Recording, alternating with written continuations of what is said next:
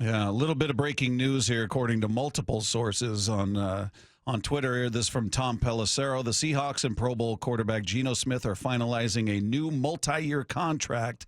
He would have become a free agent, obviously, and then I'm seeing others that have details attached to it. Jordan Schultz reporting the Seahawks are finalizing a 3-year contract extension worth $105 million, with the ability to earn $52 million in the first calendar year, sources tell The Score. So, yeah, multiple sources talking about a 3-year, $105 million deal. Does not talk about how much is guaranteed, but it appears that they are in agreement, and we'll see when the official word comes out. But there you go. No kidding. What was the source? It was from Tom Pelissero. It's from Jordan Schultz. It's from Dov Kleinman.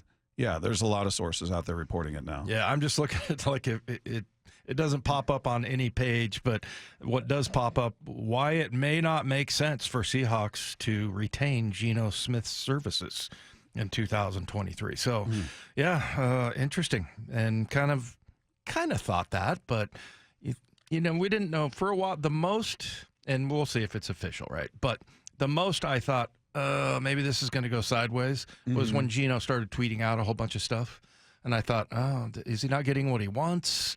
What's the deal there? Can you one more time hit me with the details? 3 years, 3 years, $105 million. I don't see anything about guarantees. How much of it's guaranteed, I'm not seeing yet in any of these tweets. So what, 34, 35 million, close to that. And the only other detail I'm seeing in a couple of them is the ability to earn $52 million in the first calendar year. So.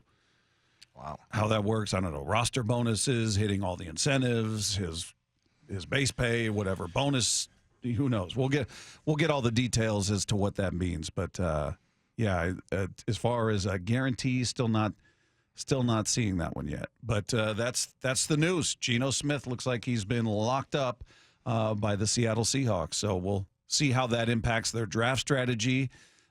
It was interesting because we talked this whole time about the fact that you didn't hear much about other teams being involved, and it kind of felt like maybe they were just, if they're bidding, so to speak, they were bidding against themselves, and they got it done, and I assume they got it done at a number they're comfortable with, because as we talked to John Schneider, asked him about a drop-dead number, just something you look at and go, nope, we just can't go there. Obviously, they could go here.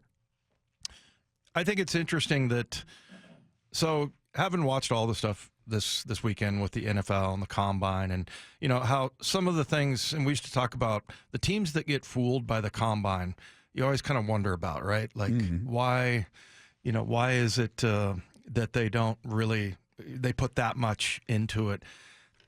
It's kind of the same thing with Geno to me, that you don't trust that 1 year. I mean, I think that more than anything with the rest of the NFL, the Seahawks obviously see the value in him. They know him very well. So obviously they offered more. Now, we don't know. Maybe if it was another team and they offered an extra $1 million a year, $2 million a year, if you're Geno, you're just like, no, I know this place. I know I can have a better year here. But I just think it's interesting that that's one of the sort of failures of the NFL. Like I said, putting too much stock. This Anthony Richardson, which we'll get to, that you talked about, is maybe just over the top as far as his performance was really good. But is that really going to, make someone choose him in the top 5 or ahead of any of these other quarterbacks with the numbers that he has? And we'll talk to the play-by-play guy, Sean Kelly, later on about that. But, yeah, so I just think it's interesting that other teams weren't going to see what the Seahawks saw, and I think that was a mistake. I think that for other teams, yeah, I do. But hey, good news for the Seahawks, and I do think it did have to do with those two things. Number one, didn't know him. Number two, was that why did it take until his 10th year to do what he did?